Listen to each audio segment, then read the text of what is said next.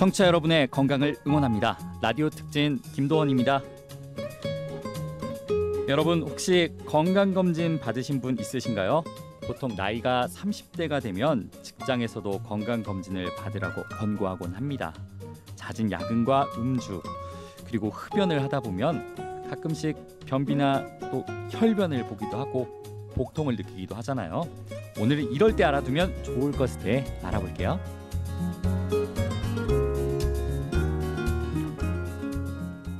네, 라디오 특진 오늘은 건강 골키퍼 내과 전문의 김동규 원장님과 함께하겠습니다. 원장님 안녕하세요. 안녕하세요. 네, 오늘 저희가 알아볼 주제는 내시경이에요. 대장 내시경. 네.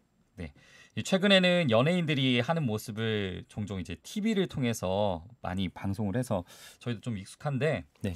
내시경이라고 하면은 이제 건강검진 때 입으로 하는 거는 해봤어요. 위내시경이었겠죠. 네, 위내시경이요. 대장 내시경은 뭐 어떤 부분에서 좀 차이가 있는 거예요? 이 대장 내시경은 항문을 통해서 이제 내시경을 삽입해가지고 끝 부분인 직장부터 이제 대장 및 소장의 마지막 부분까지를 이제 검사하는 것이죠.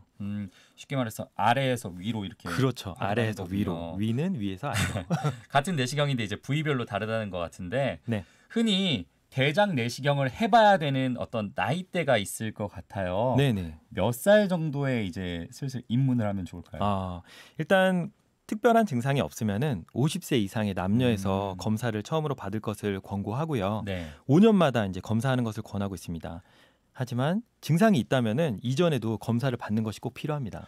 그렇다면 이제 한 번 받았을 때 50세 받았으면은 55세 받고 뭐 이런 건가요? 근데 이제 검사를 했는데 특별히 이상이 없으면은 이제 55세 때 하는 거고요. 예. 그렇죠. 나이를 기준으로 봤을 때 50살이면은 여성분들 같은 경우는 이제 폐경기 올 때쯤이고 네. 뭐 남성분들 같은 경우는 뭐 이제 한창 뭐 활발하게 활동하실 때겠네요. 그렇죠. 직장에서 뭔가 자리를 잡고 있으시죠. 네, 맞습니다. 이 밖에도 어떤 증상들이 나타나면은 이제 대장 내시경 한번 받아봐야 될 것 같아. 네. 라고 의심을 해봐야 될까요? 그러니까 대변을 통해 가지고 출혈이 나온다거나 아니면은 갑자기 변비나 설사 같은 이 배변 습관의 변화가 생긴다거나 네. 복통이나 체중 감소, 빈혈 같은 증상이 있더라도 꼭 대장 내시경 검사를 확인해 봐야 됩니다.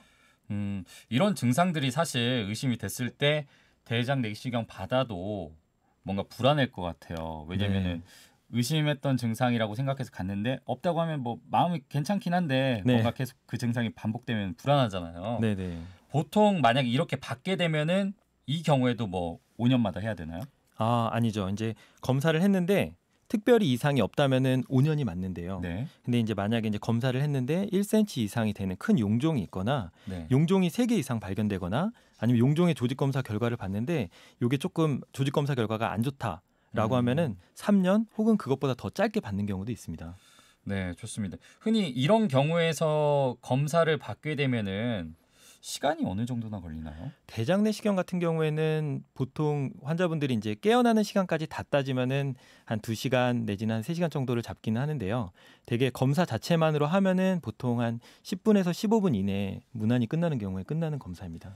그렇다고 본다면 직장인분들도 그냥 평일 저녁에 방문하셔서 받고 다음날 출근할 수도 있겠네요.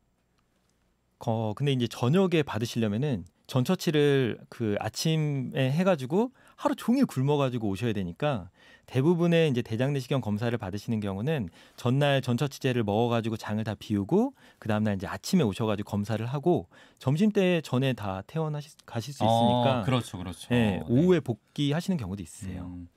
네, 또 이게 이제 마취를 한다고 들었어요. 네네. 마취를 뭐 하니까 이제 통증은 느낄 수가 없을 것 같은데. 이 마취 이야기가 나왔으니까 사실 좀 궁금했던 게 있어요. 이게 요즘 좀 문제가 되고 있기도 하잖아요. 이 프로포폴. 이게 이제 검색을 해보니까 수면 마취할 때 쓰인다. 정맥 마취용인데 치료용으로 쓰였을 때는 가능하다고 이제 나와 있거든요. 네, 맞습니다. 사실 그러니까 아직도 이제 국내에 있는 거겠죠. 네네. 마취제도 사실 종류가 정말 다양하잖아요. 네. 그런데 예를 들면 제가 내시경을 받고 싶은데 저는 좀 프로포폴로 맞고 싶습니다. 이렇게 이야기하는 환자분들도 있으실 것 같단 말이죠.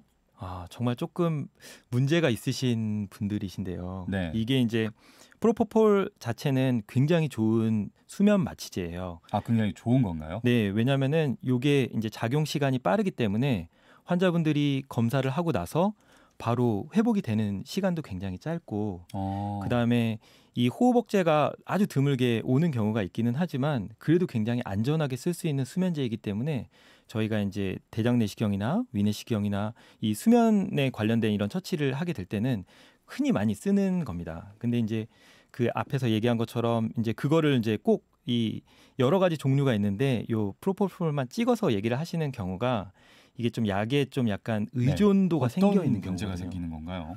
이게 결국은 따지고 보면은 이제 마약류나 아니면 향정류 쪽에 들어가기 때문에 요거 자체를 이제 반복적으로 사용하는 경우에 요거에 좀 약간 의존도가 생기게 돼요.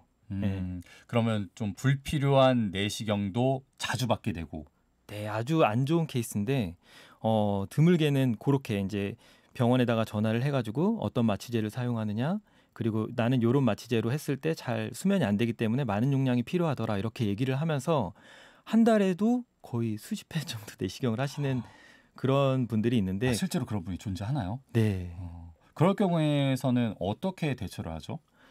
근데 이제 그런 경우에 저희 이제 DUR이라 그래가지고 의학정보 포탈에서 이 환자분이 요거를 너무 다빈도로 하는 경우에는 전산에서 이제 이 체크가 됩니다. 고려를 해야 된다. 이분 그렇죠. 같은 경우는 그러니까 쉽게 말해서 일반인도 물론 프로포폴을 처방해서 맞을 수 있는 좋은 수면제이긴 하지만 수면 마취제이긴 하지만 이게 남용되면은 그렇죠. 위험할 수 있기 때문에 엄격히 관리하고 있다. 그렇죠. 오남용이 문제거든요. 네, 알겠습니다. 역시 이런 것들은 다 주의를 해야 될 것 같아요. 네. 또 우리가 또 불안한 게 이런 이제 마취를 할 경우에 흔히 이제 이상한 소리 하는 경우 있잖아요. 어떻게 하면서 막 아니면 속에 담아뒀던 이야기를 막 꺼내는 경우가 있는데 이런 거는 솔직히 말하고 싶지 않잖아요. 그런데 이제 치료를 해야 되기 때문에 이제 내시경을 선택하는 건데 어떻습니까? 이런 경우는 사실 이제 하시는 의사분이나 간호사분 같은 경우는 듣게 되는 거잖아요. 네, 그렇죠. 100% 비밀이 보장이 되는 건가요? 그리고 아니면 자기가 너무 불안하다 이럴 경우에는 녹음기 같은 거 가지고 들어갈 수도 있는지 궁금합니다. 이게 근데 이제 녹음기를 가지고 들어가는 것 자체가 솔직히 이제 개인정보 보호 차원에서 보면은 이게 조금 어긋나거든요. 왜냐하면은 서로 이야기한 부분에 대해서 녹취를 하는 거는 인정이 되지만 이게 이제 수면돼 있는 상태에서는 내가 의사와 대화를 하면서 검사를 하는 게 아니기 때문에 이런 경우는 이제 개인정보 보호법에서 조금 저촉이 될 수 있습니다. 나 혼자만 이야기라 하더라도요. 그렇죠. 네. 그리고 또 보면은 이제 이게 결국은 의료진 자체가 이 검사를 할 때 이제 녹음기나 이런 부분들이 되게 되면 이제 아무래도 집중력이 조금 흐트러질 수가 있거든요. 신경이 쓰이죠. 그렇죠. 이게 아무래도 좀 내시경이라는 것 자체가 굉장히 짧은 시간 동안 집중을 해가지고 시행을 해야 되는 이제 시술인데 이런 집중력이 흐트러지게 되면은 아무래도 환자한테도 안 좋게 작용을 할 수 있기 때문에 이게 검사를 받으려고 왔다면은 의사나 병원에 대해서 신뢰를 하고 온 거기 때문에 저는 좀 이런 건 피해야 된다고 생각합니다. 네, 알겠습니다. 오늘은 이렇게 대장 내시경에 대해서 알아봤습니다. 조금은 뭐 겁이 날 수도 있을 것 같아요. 궁금했던 것들도 많았을 텐데 나이가 들면서 일상생활을 하다 보면 나도 모르게 우리 몸 안에 용종이 조금씩 커질 수도 있잖아요. 이런 것들은 절대 오래오래 간직할 필요가 없습니다. 50세가 넘으셨거나 일상생활 중에 혈변을 본다든지 빈혈 그리고 체중 감소가 갑자기 너무 일어난다면 대장 내시경도 한번 좀 생각해보면 좋을 것 같습니다. 두려워하다가 신경 안 쓰다가 병을 키울 수도 있습니다. 네, 지금까지 하늘내과 의원 김동규 원장과 함께했습니다. 오늘 말씀 고맙습니다. 감사합니다.